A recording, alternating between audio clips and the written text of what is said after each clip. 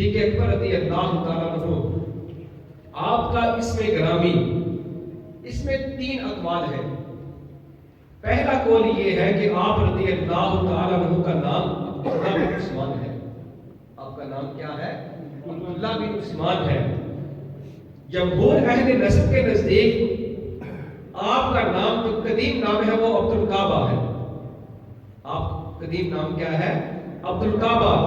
اور جب آپ رضی اللہ تعالیٰ عنہ اسلام لے کر آئے تو نبی پاک علیہ السلام نے آپ کا نام تبدیل کر کے عبداللہ رکھ دیا۔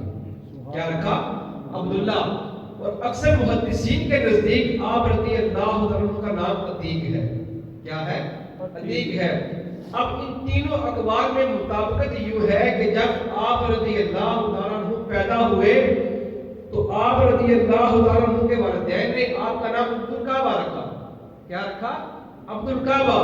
پھر بعد میں نبی پاک علیہ السلام نے آپ کا نام تبدیل کر کے عبداللہ رکھا اور آپ کا لقب جو ہے وہ عتیق ہے۔ آپ کا لقب کیا ہے؟ عتیق ہے۔ اور آپ رضی اللہ تعالیٰ عنہ کی کنیت ابو بکر ہے۔ کنیت کیا ہے؟ ابو بکر۔ اور آپ رضی اللہ تعالیٰ عنہ کی زندگی کا اگر مطالعہ کیا جائے نا تو پوری زندگی کا اگر مطالعہ کریں تو یہ پتہ چلتا ہے کہ آپ رضی اللہ تعالیٰ عنہ کی جو شہرت ہوئی ہے، جو آپ مشہور ہوئے ہیں، اپنے نام کی وجہ نہیں، نام کی وجہ سے نہیں مشہور ہوئے، بلکہ آپ جو زیادہ مشہور ہوئے وہ کنیت کی وجہ سے ہوئے ہیں۔ کیونکہ آپ کی کنیت کیا ہے؟ ابو بکر۔ آپ کی کنیت کیا ہے؟ ابو بکر۔ اور آپ رضی اللہ تعالیٰ عنہ کے 2 مشہور لقب ہیں۔ وہ کیا؟ ایک عتیق اور دوسرا صدیق۔ پہلا عتیق اور دوسرا صدیق۔ حضرت سیدنا عبداللہ بن زبیر رضی اللہ تعالیٰ عنہ سے روایت ہے کہ سیدنا صدیق اکبر رضی اللہ تعالیٰ عنہ کا نام عبداللہ تھا۔ پھر نبی پاک علیہ السلام نے فرمایا کہ اے ابو بکر انت عتیق من النار، کہ میرا ابو بکر جو ہے وہ جہنم سے آزاد ہے۔ میرا ابو بکر جو ہے وہ جہنم سے کیا ہے؟ آزاد ہے۔ حضرت اما عائشہ صدیقہ طیبہ طاہرہ رضی اللہ تعالیٰ عنہ سے روایت ہے، فرماتی ہیں کہ ایک دن گھر میں نبی پاک علیہ السلام تشریف فرما ہے۔ صحابہ کرام جو ہے وہ نبی پاک علیہ السلام کے گرد بیٹھے ہوئے ہیں۔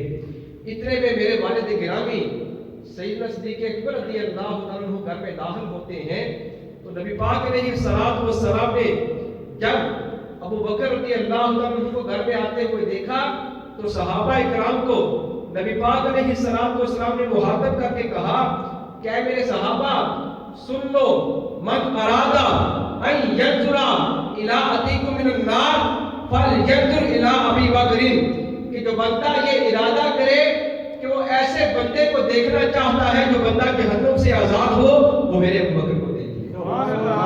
جو بندہ جس بندے کی یہ خواہش ہو، وہ یہ چاہتا ہو کہ میں کسی ایسے بندے کا دیدار کروں، کسی ایسے بندے کو دیکھنا چاہتا ہے کہ جو بندہ جہنم سے آزاد ہو، فرمایا کہ وہ بندہ میرے ابو بکر کو دیکھ لے کہ میرا ابو بکر ایسا ہے کہ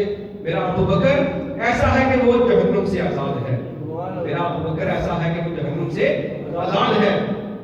پھر آپ رضی اللہ تعالیٰ عنہ کو عتیق آپ کے حسن و جمال کی وجہ سے بھی عتیق کہا جاتا تھا۔ پھر آپ رضی اللہ تعالیٰ عنہ کے نسب کی پاکیزگی کی وجہ سے بھی عتیق کہا جاتا تھا۔ پھر نبی پاک علیہ السلام نے ارشاد فرمایا اے ابو بکر عتیق فی السماء و عتیق فی الارض، کہ میرا ابو بکر ایسا ہے وہ آسمان میں بھی عتیق ہے اور زمین میں بھی عتیق ہے۔ میرا ابو بکر ایسا ہے کہ وہ آسمان میں بھی عتیق ہے اور زمین میں بھی عتیق ہے۔